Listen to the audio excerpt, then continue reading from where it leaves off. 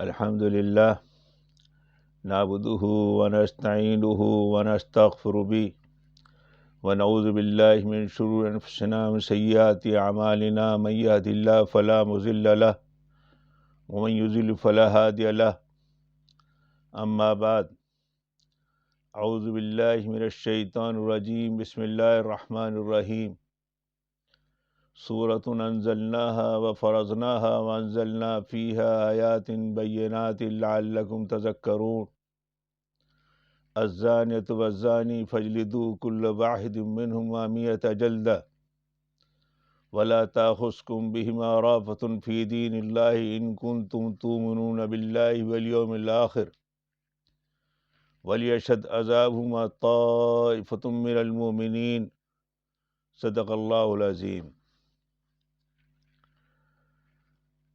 میرے محترم بزرگوں، دوستو، یہ سورہ نور کی میں نے 2 آیتیں تلاوت کی ہیں۔ اس پوری سورت کے چند مضامین کا مختصر میں تعارف آپ حضرات کے سامنے مختلف وقتوں میں کراؤں گا۔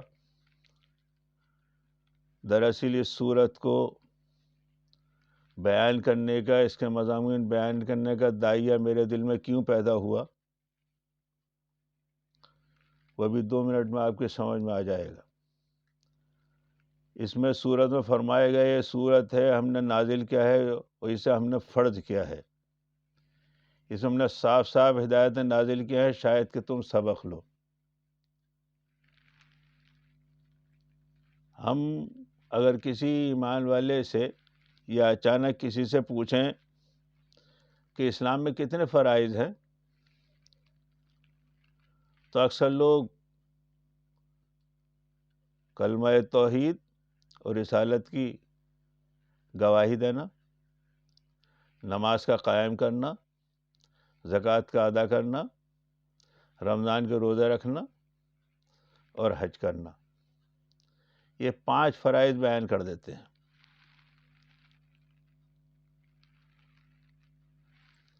یہ تو ارکان ہیں، فرائض کی فہرست تو بہت لمبی ہے۔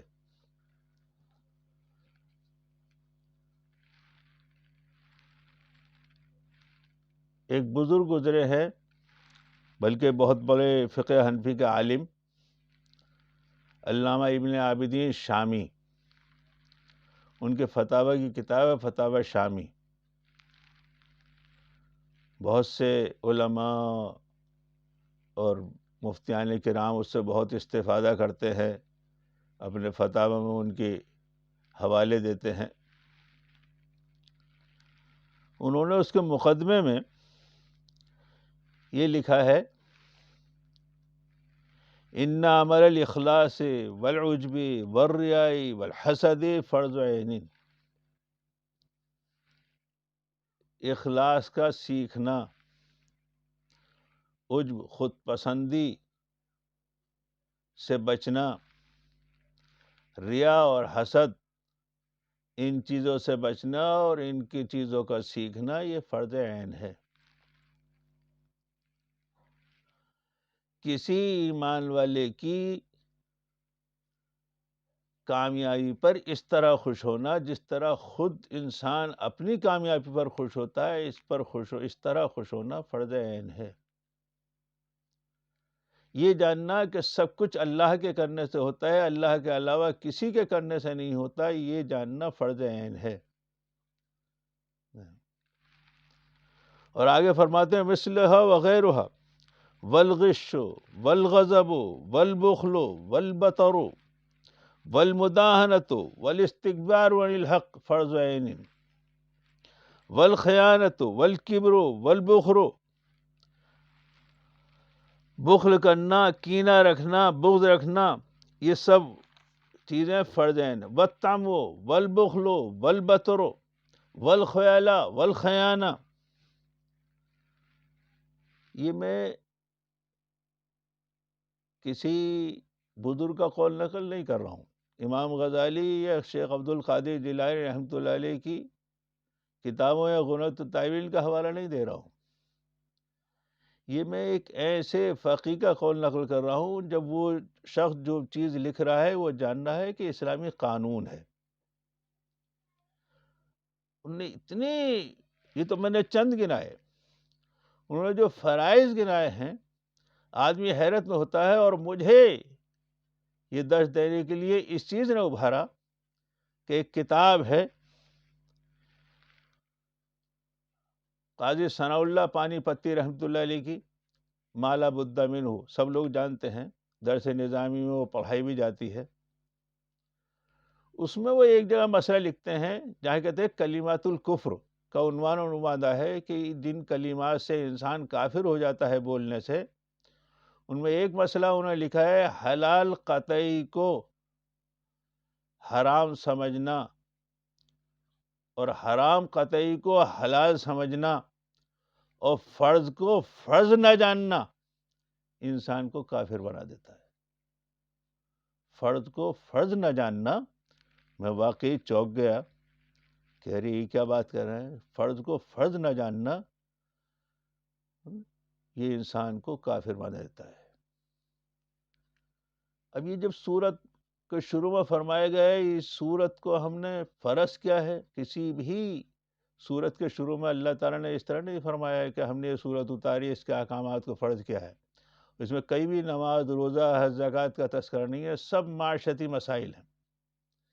مولانا شفیع تھانوی رحمۃ اللہ لکھا ہے اپنی کتاب آداب معاشرت میں کہ معاشرت کے مسائل جاننا اسی طرح فرض ہے جس طرح نماز، روزہ، حج، زکوٰۃ فرض ہے.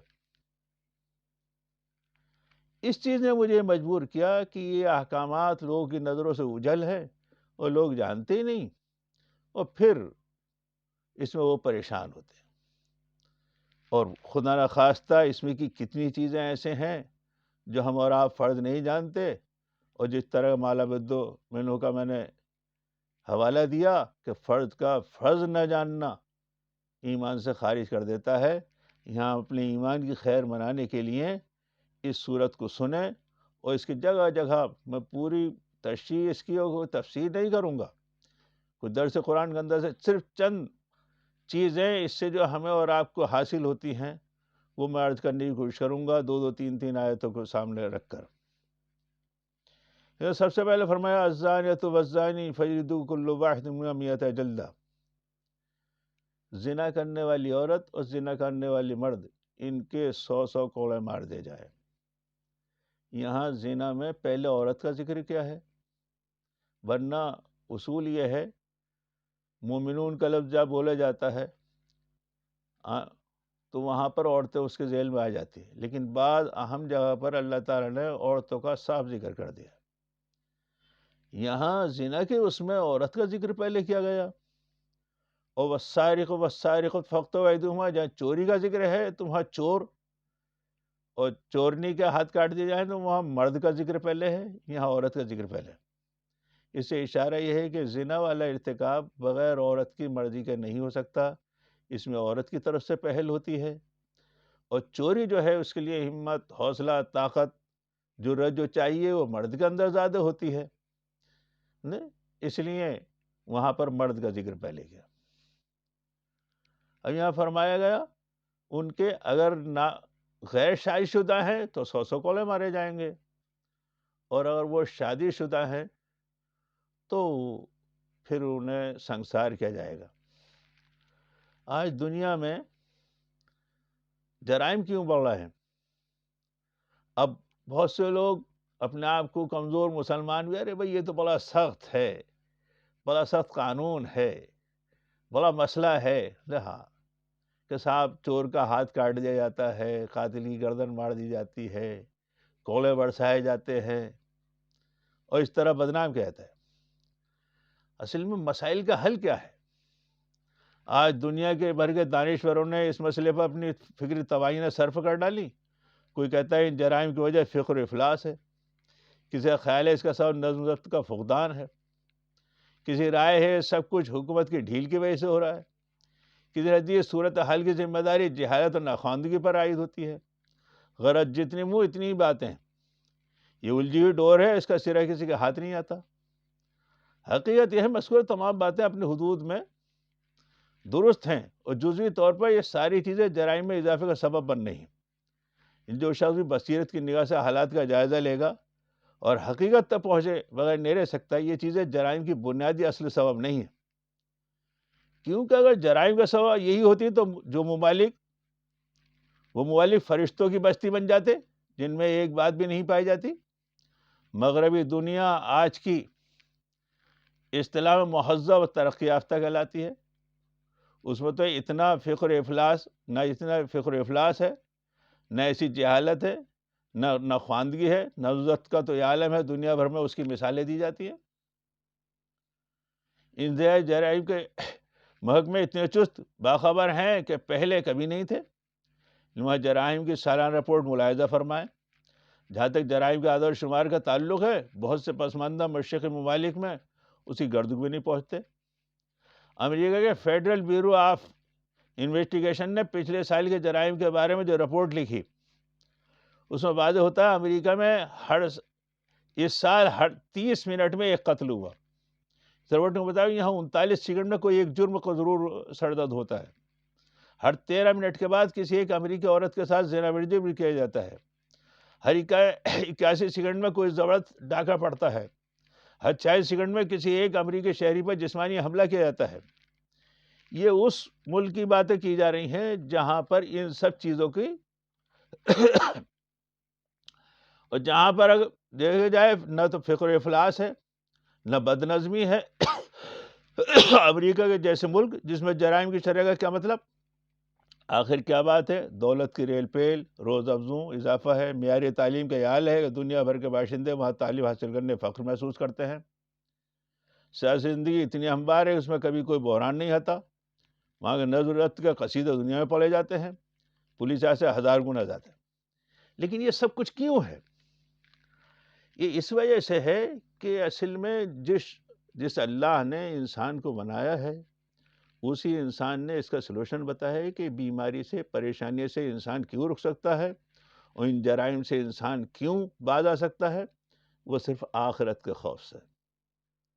آخرت کے خوف سے انسان ان سب چیزوں سے باز آ سکتا ہے۔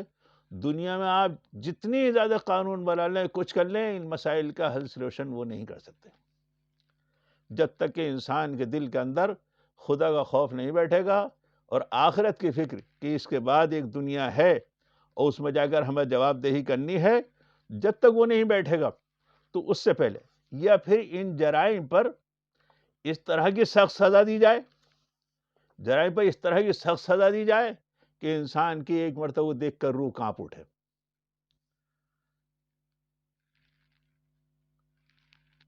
اور پھر یہ سزا بھی کس طرح دی جائے؟ وَلْيَشْهَدْ عَذَابَهُمَا طَائِفَةٌ مِّنَ الْمُؤْمِنِينَ، سب کے سامنے سزا دی جائے۔